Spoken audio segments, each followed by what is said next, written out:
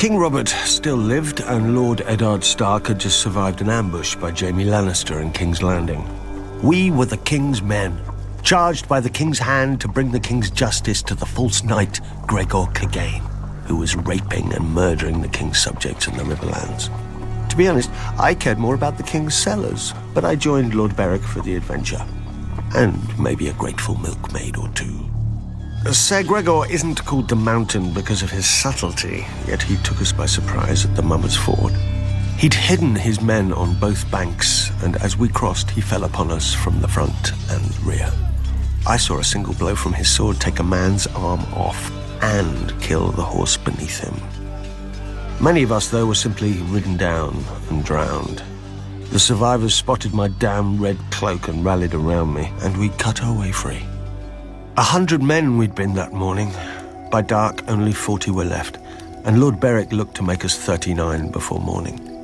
I drew a foot of lance from his chest and poured boiling wine into the hole it left, but I knew there was no hope. When his light failed, I shut his eyes, placed my hands on his cold chest, and mumbled a half-remembered blessing over his body, because he was my commander and my friend, and I didn't know what else to do.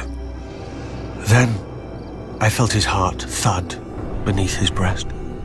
His body shuddered as the fire of life rekindled inside it.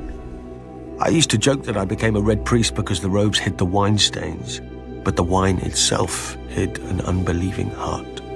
When Beric's eyes opened, so did mine.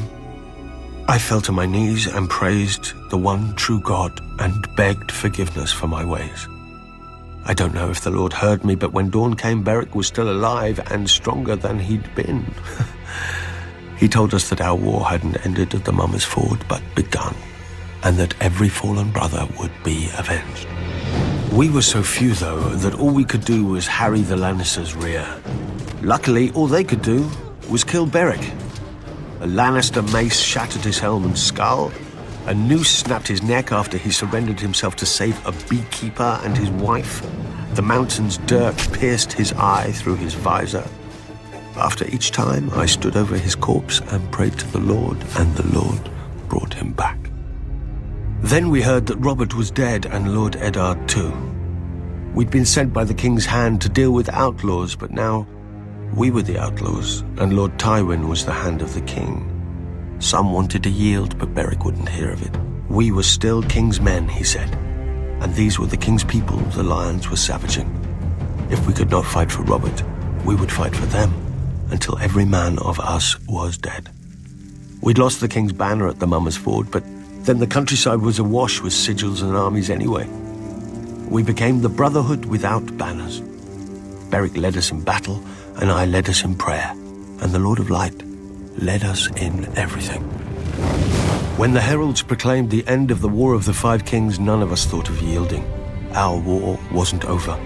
The generals had gone home, but the soldiers stayed. Either they had no homes to return to, or they'd gotten a taste for other peoples. The Brotherhood was the people's only defense. We became the brothers of murdered siblings, husbands of murdered wives, and fathers of murdered children, led by a murdered man. Once we sought to bring the King's justice to the realm. Now we bring the Lord's, or at least we try.